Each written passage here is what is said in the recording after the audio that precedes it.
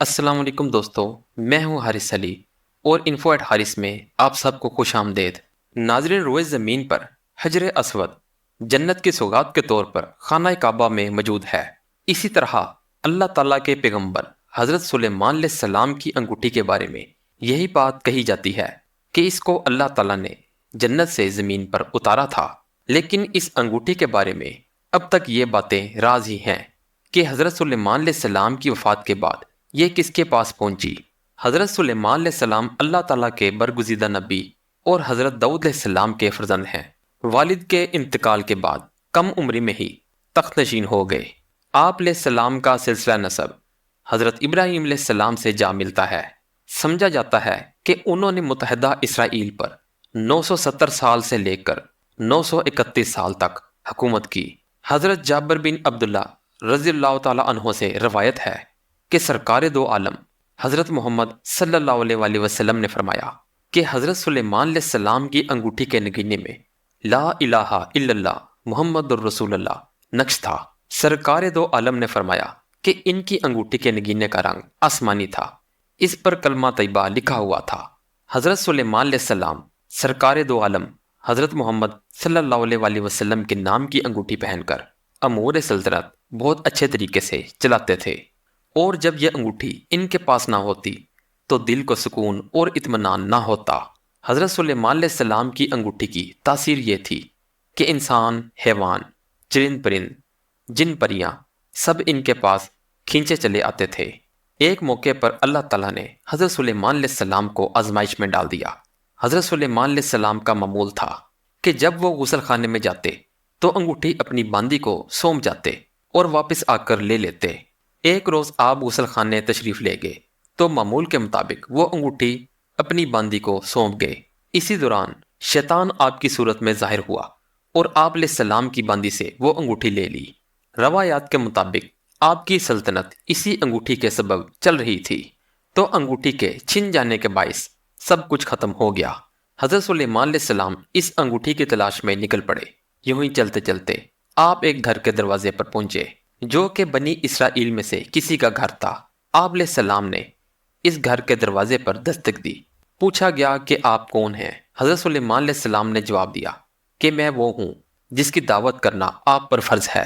خاتون نے کہا، میرا شوہر گھر پر نہیں ہے، اس کی غیر موجودگی میں کسی غیر محرم کو گھر میں آنے کی اجازت نہیں دے سکتی، البتہ آپ پچھلے رستے کی طرف ہمارے باغ میں آرام فرمائیں جب تک میرا شوہر گھر نہیں آ جاتا۔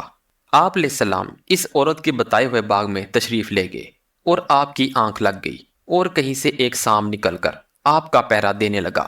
اس عورت کا شوہر گھر آیا تو سانپ کو دیکھ کر حیران رہ گیا۔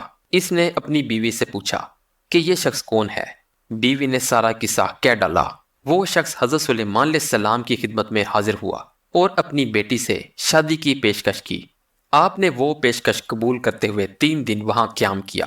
دوسری طرف شیطان آپ کی صورت میں آپ کے تخت پر برجمان تھا۔ اصول و قوانین میں رد و بدل کی وجہ سے حضرت سلیمان علیہ السلام کے اقربا اور علماء کو شک تھا کہ یہ حضرت سلیمان علیہ السلام نہیں ہیں۔ چنانچہ ان کی ایک جماعت آپ علیہ السلام کی بیویوں کے پاس آئی اور ان سے کہا کہ یہ کیا معاملہ ہے؟ ہمیں سلیمان علیہ السلام کی ذات میں شک پڑ گیا ہے۔ اگر یہ سچ مچ سلیمان ہے تو اس کی عقل جاتی رہی ہے، یا یہ کہ یہ سلیمان ہی نہیں ہے۔ عورتیں یہ سن کر رونے لگیں۔ یہ وہاں سے واپس آ گئے اور تخت کے ارد گرد اسے گھیر کر بیٹھ گئے اور تورات کھول کر اس کی تلاوت شروع کر دی۔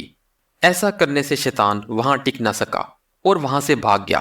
اس ملعون نے آپ علیہ السلام کی انگوٹھی دریا میں گرا دی۔ حضرت سلیمان علیہ السلام جب گھر واپس آئے تو دریا میں مچھیروں کو مچھلیاں پکڑتے دیکھا۔ ان کے پاس آ کر ان سے ایک مچھلی مانگی اور اپنا نام بتایا۔ اس پر بعض لوگوں کو بڑا طیش آیا کہ دیکھو، بھیک مانگنے والا آیا ہے اور اپنے آپ کو سلیمان بتاتا ہے۔ انہوں نے آپ علیہ السلام کو مارنا پیٹنا شروع کر دیا۔ آپ علیہ السلام زخمی ہو کر کنارے پر جا کر اپنے زخم کا خون دھونے لگے۔ بعض ماہی گیروں کو آپ پر رحم آ گیا اور آپ کو 2 مچھلیاں کھانے کے لیے دیں۔ بھوک کی وجہ سے آپ اپنے زخم اور خون کو بھول گئے اور جلدی سے مچھلی کا پیٹ چاک کرنے بیٹھ گئے۔ اللہ تعالیٰ کی قدرت سے اس مچھلی کے پیٹ سے وہ انگوٹھی نکل آئی۔ آپ علیہ السلام نے اللہ تعالیٰ کی تعریف کی اور انگوٹھی انگلی میں ڈال لی۔ اس وقت پرندوں نے آ کر آپ پر سایہ کر لیا اور لوگوں نے آپ علیہ السلام کو پہچان لیا اور لوگ آپ علیہ السلام سے معذرت کرنے لگے۔ آپ علیہ السلام نے فرمایا کہ یہ سب اللہ تعالیٰ کی طرف سے ایک امتحان تھا۔ آپ آئے اور اپنے تخت پر بیٹھ گئے اور آپ نے حکم دیا کہ اس شیطان کو جہاں بھی ہو گرفتار کر لو۔ چنانچہ اسے قید کر لیا گیا۔ آپ نے اسے ایک لوہے کے صندوق میں بند کیا اور کفل لگا کر اور اس پر اپنی مہر لگا دی اور سمندر میں پھینکوا دیا، جو کہ قیامت تک وہیں قید رہے گا۔ حضرت سلیمان علیہ السلام نے اپنے دور میں جنوں اور انسانوں کو جادو ٹونے سے باز رکھنے کے لیے کالے علم اور جادو کی کتابوں کو اپنے قبضے میں لے کر اپنے تخت کے نیچے دفن کر دیا تھا۔ سلطان صلاح الدین ایوبی کے دور میں بنی اسرائیل کے کچھ لوگوں نے وہ کتابیں سرنگ کھود کر نکال لی تھیں، اور یہ قوم اب بھی اس کی تلاش میں ہے کہ اس انگوٹھی کو حاصل کر کے دنیا پر حکمرانی کا خواب پورا کر سکیں۔ اس کے خواب میں یہ لوگ آج تک اس انگوٹھی کو تلاش کر رہے ہیں، لیکن یہ انگوٹھی آج تک نہ ان کو ملی ہے اور نہ آئندہ کبھی مل سکے گی، کیونکہ یہ انگوٹھی مرد مومن کی امانت ہے اور اس کا استعمال بھی انہی کافروں کے خلاف ہوگا۔ چونکہ حضرت سلیمان علیہ السلام کے پاس یہ انگوٹھی حضرت داؤد علیہ السلام کے ذریعے آئی تھی، تو عیسائی اسے حضرت داؤد علیہ السلام کی ملکیت سمجھتے ہیں، جبکہ مسلمانوں کے نزدیک یہ حضرت سلیمان علیہ السلام کی ملکیت ہے۔ جبکہ یہودیوں کا ماننا ہے کہ حضرت داؤد علیہ السلام اور حضرت سلیمان علیہ السلام کیونکہ بنی اسرائیل سے تعلق رکھتے تھے، تو اس انگوٹھی پر یہودیوں کا حق سب سے زیادہ ہے۔ اسرائیل کے پرچم میں 5 کونوں والا ستارہ، یہ بھی دراصل اسی انگوٹھی کی شبیہ ہے۔ بہرحال حضرت سلیمان علیہ السلام کی وفات کے بعد یہ انگوٹھی کہاں گئی، اس کا علم اللہ تعالیٰ کے سوا کسی کو نہیں ہے، لیکن مختلف روایات میں یہ بات آتی ہے کہ قیامت کے قریب یہ انگوٹھی دوبارہ ظاہر ہوگی۔